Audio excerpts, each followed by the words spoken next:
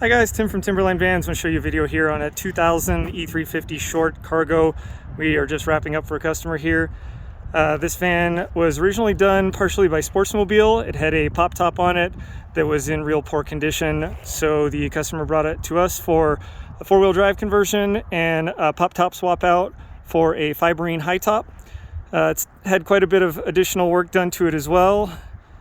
This is our standard 5-inch coil spring four-wheel drive conversion with a Dana 60 up front. It's a Super Duty axle off a later model F250. New everything underneath like we do in all these. This guy opted for JKS quick disconnects, has some worn hubs, and Falcon Wild Peak tires. U-joint was nice enough to send us a front bumper for this guy. Has rigid lights all the way around the front here, and a chuck down below for onboard air, which we have installed up underneath the back. I'll show you that. Van has had the rockers Raptor liners and inside the door jambs, and it's already set up with airbags in the back. You can see underneath here we hide the tank and the compressor up above the rear axle there. So this van has one of our newer inventions here. This is something we're just kind of perfecting or hoping to here. This is a spare tire carrier and jerry can open box that integrates with the factory bumpers. It's pretty slick, works for a lot of the years, has a massive hinges on both sides, and it integrates with both the side and then in between the frame rail and the bumper itself.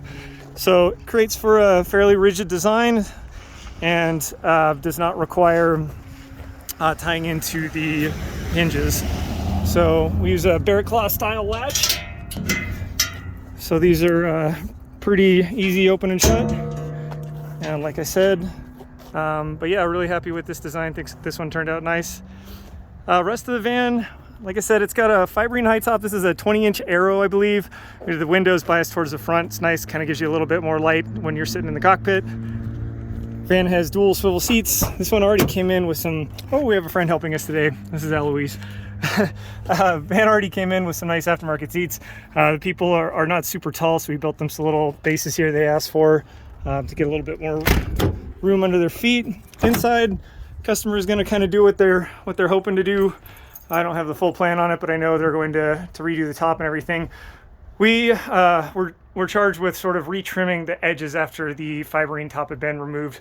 So we came up with some solutions for that, built them a little storage platform all trimmed up there in the front. So no sharp edges or anything protruding. But yeah, pretty clean design here.